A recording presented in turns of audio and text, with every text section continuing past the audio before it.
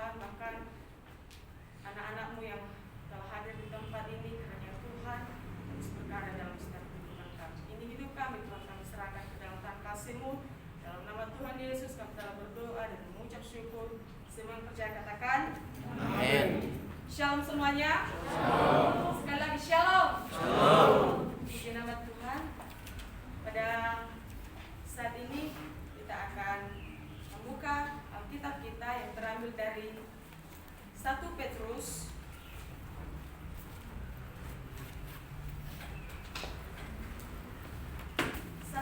pasal 4 ayat 7 sampai 11.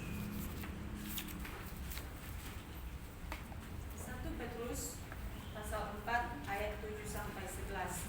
Yang sudah mendapatkannya katakan, oh ini dia. Oh ini dia. Haleluya. Mari kita membacakannya secara bergantian. Saya ayat yang ganjil dan teman-teman semua ayat yang genap. Begitu selanjutnya. Dengan judul perikop Hidup Orang Kristen. Kesudahan segala sesuatu sudah dekat. Karena itu kuasailah dirimu dan jadilah tenang, supaya kamu dapat berdoa. Tetapi yang terutama, kasihilah sungguh-sungguh seorang akan yang lain, sebab kasih menutupi banyak sekali dosa. Berilah tumpangan seorang akan yang lain dengan tidak bersungut-sungut.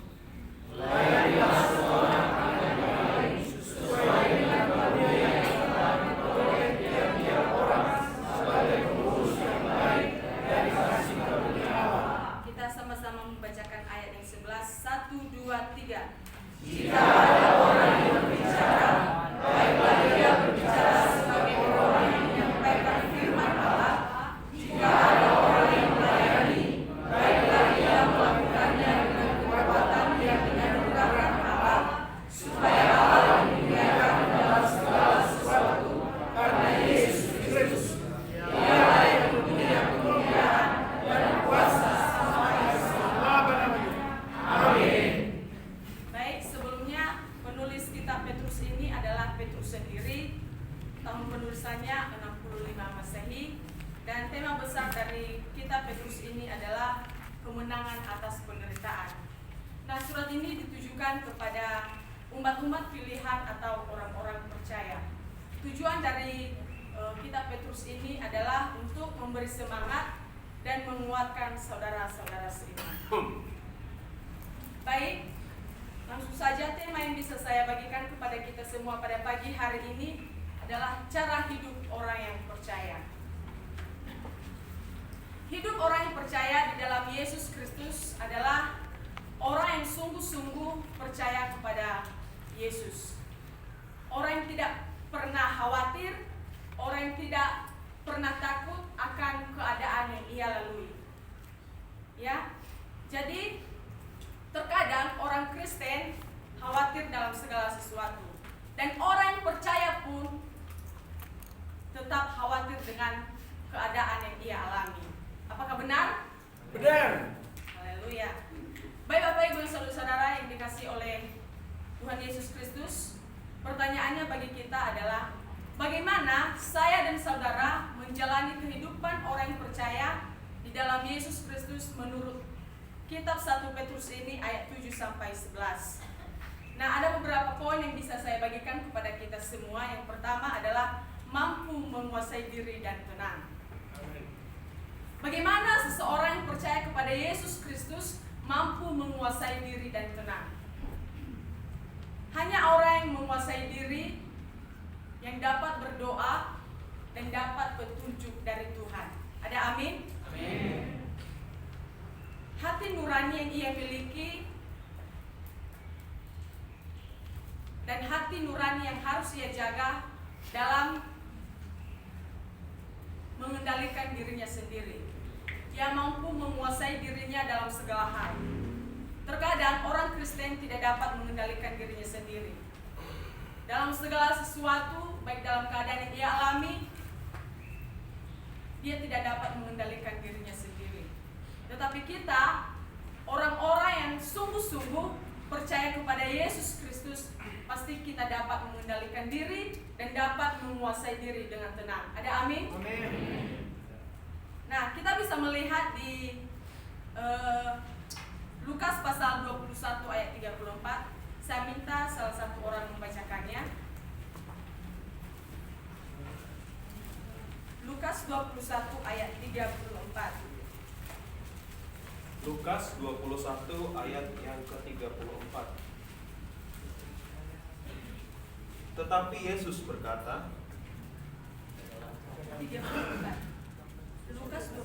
Lukas 21 ayat 34, jagalah dirimu supaya hatimu jangan syarat oleh pesta pora dan kemabukan, serta kepentingan-kepentingan duniawi, dan supaya hari Tuhan jangan dengan tiba-tiba jatuh ke atas dirimu seperti suatu jerat. Nah, terima kasih Kak Gio. Baik, ayat ini adalah tentang nasihat supaya berjaga-jaga. Nah, kita tahu bahwa jika seseorang hidup dalam dunia yang ia miliki sendiri atau tanpa melibatkan Tuhan dalam kehidupannya, maka ia akan mengalami kebinasaan atau kehancuran. Seperti yang dikatakan pada ayat yang ke-34 tadi adalah, jagalah dirimu supaya hatimu jangan syarat oleh pesta pora dan kemabukan serta kepentingan-kepentingan dunia. Ayat firman ini menegaskan kepada kita, jika kita tidak hidup dalam kebenaran firman Tuhan, maka kita akan mengalami kebinasaan dan kehancuran. Kita bisa saja melakukan pesta pora, melakukan kemabukan, dan lain sebagainya. Tetapi karena kita anak-anak Yesus Kristus, kita adalah pilihan-pilihan Tuhan, maka kita orang percaya tidak akan pernah melakukan hal tersebut. Ada amin? Amin. Baik, ayat yang kedua, poin yang kedua yang bisa saya bagikan kepada kita semua, yaitu mengasihi dengan sungguh-sungguh. Ini berbicara tentang kasih. Tidak asing lagi bagi kita jika kita berbicara tentang kasih. Kita didorong untuk mengasihi sesama dengan sungguh-sungguh. Di ayat yang ke-8 dikatakan bahwa, tetapi yang terutama, kasihilah sungguh-sungguh seorang akan yang lain, sebab kasih menutupi banyak sekali dosa. Nah, ini tentang kasih. Jika kita tidak memiliki kasih, maka apa yang akan terjadi? Kita tidak bisa saja mengasihi orang lain. Dan terkadang ada orang yang berpura-pura mengasihi sesamanya. Apakah ada di sini? Saya percaya tidak ada di tempat ini ya. Yang berpura-pura mengasihi sesamanya. Ya. Tetapi kita diajarkan untuk saling mengasihi. Kita diajarkan sebagai orang Kristen agar saling mengasihi sesama. Bukan hanya orang yang kita kenal saja, bukan hanya orang terdekat kita saja, tetapi orang-orang di luar sana juga kita harus mengasihi mereka. Dikatakan di 1 Korintus pasal 13 ayat 4, saya minta kesediaan salah satu orang membacakannya. 1 Korintus 13 ayat 4. 1 Korintus 13 ayat yang keempat. Kasih itu sabar, kasih itu murah hati, ia tidak cemburu, ia tidak memegahkan diri dan tidak sombong.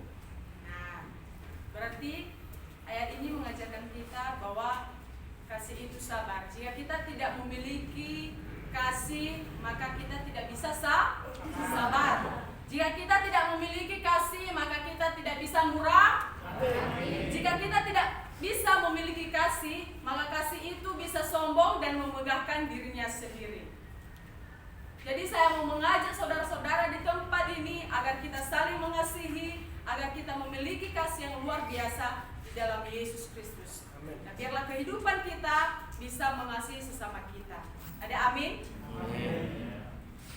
Baik, poin yang ketiga yang bisa saya bagikan kepada kita semua adalah hidup sesuai panggilan. Kita bisa membacakannya di ayat 11.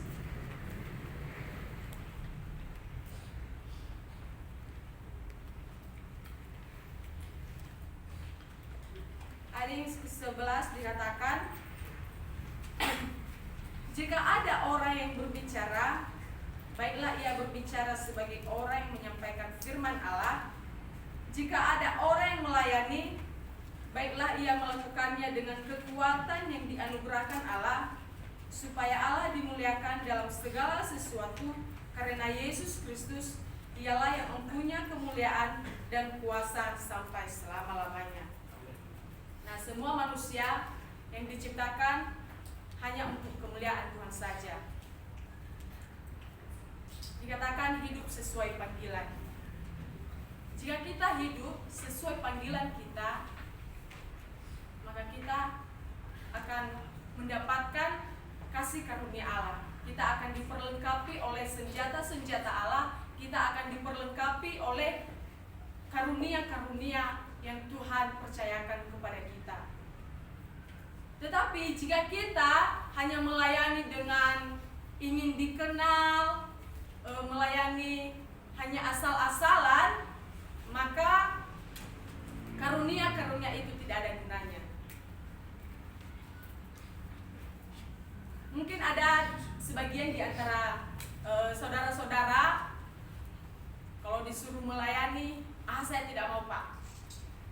Seringkali Pak Enos menunjuk secara tiba-tiba, kadang secara tiba-tiba untuk pelayanan WL, musik dan lain sebagainya. Saya tidak mau Pak, saya belum siap loh. Masa saya mau melayani, saya belum siap, belum ada persiapan sama sekali. Tetapi kita sebagai anak-anak Allah yang sudah dipercayakan sesuai dengan panggilan kita, siap tidak siap harus siap. Harus siap. Ya. Bagaimanapun caranya. Karena kita di sini untuk belajar bersama-sama. Agar di luar sana jika kita pelayanan tidak grogi, tidak gugup dan lain sebagainya. Ya. Maka kita sebagai anak-anak Allah yang percaya kepada Yesus Kristus, jika kita hidup sesuai panggilan kita, maka Tuhan akan terus memberikan kita karunia-karunia yang luar biasa dalam setiap kehidupan kita. Ada amin? Amin. Karena apa? Karena sejatinya orang Kristen adalah ketika Kristus yang terlihat di dalam diri kita, kelak Tuhan sangat akan menghargainya. Ada amin? Amin. Baik, saya sedikit cerita. 3 hari yang lalu kalau tidak salah, Sastra kirim pengumuman di grup kami. Dia mengumumkan kalau misalnya di tempat Pak Heron itu ada lowongan pekerjaan. Jadi pada saat itu hari apa ya? Hari Selasa kalau tidak salah, Bapak itu WA saya, Mei, apakah kamu mau bekerja? Katanya gitu. Terus saya bilang, iya Pak, saya mau kerja. Kerja menjaga toko Pak Heron, komputer HP. Kemudian Bapak itu WA saya, baik Mei, kalau misalnya kamu ada waktu, kamu datang ke tempat saya ya di Ciracas. Terus pas siangnya saya datang ke tempat Bapak itu, terus saya interview, terus Bapak itu nanya-nanya bagaimana kuliah kamu kalau misalnya kamu mau kerja. Soalnya jadwal kerjanya itu dari jam 4 sore sampai jam 10 malam. Nah kemudian saya berpikir-pikir kan, lumayan sih kalau misalnya saya kerja di sana, lumayanlah untuk membiayai uang kos ya, seenggaknya. Terus saya bilang sama Pak itu, ya Pak saya mau kerja. Nah pada saat saya ada di sana, Bapak itu menjelaskan segala sesuatu apa yang harus saya kerjakan, apa yang harus saya lakukan. Karena besoknya saya harus mulai kerja, karena Bapak itu ada memiliki 3 toko. Jadi di toko yang ini tidak ada orangnya, tapi yang dua toko itu ada yang menjaga, tapi anak-anak kuliah juga. Jadi kerja part time gitu kan. Makanya saya bilang sama Pak Heron, ya Pak, saya siap kerja, mulai besok saya mau ke sini. Terus saya baliklah ke kos.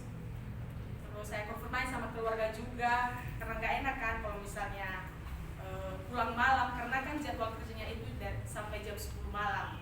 Jadi takutnya nanti dikhawatir oleh keluarga. Makanya saya konfirmasi dulu. Ternyata hasilnya saya tidak diizinkan untuk kerja. Karena jadwal kerjanya dari jam 4, kemudian karena penyusunan skripsi juga, jadi mereka bilang kamu tidak akan fokus. Malah mereka menyuruh saya, kalau kamu mau kerja aja, nggak usah kuliah. Mereka bilang gitu. Tapi kalau kamu mau kuliah saja. Jadi kedepannya nanti kamu pasti akan mendapatkan pekerjaan. Terus kedepannya juga kamu pasti pekerjaan itu sudah menunggu kamu. Jadi jangan sekarang, mereka bilang gitu.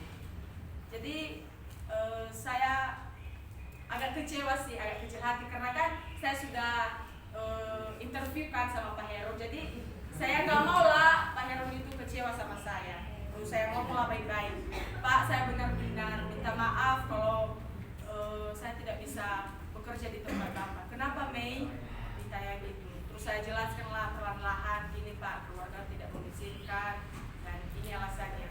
Oh ya udah Mei, kalau misalnya kamu tidak mau atau keluarga tidak mengizinkan, tidak apa-apa Mei, tapi saya minta tolong. Padahal Bapak itu masih menawarkan saya loh untuk bekerja. Nggak apa-apa Mei, kamu kerja 2 minggu aja katanya. Soalnya benar-benar tidak ada orang di tempat Bapak itu. Soalnya kan saya juga sudah mendapatkan pembekalan untuk bekerja di sana.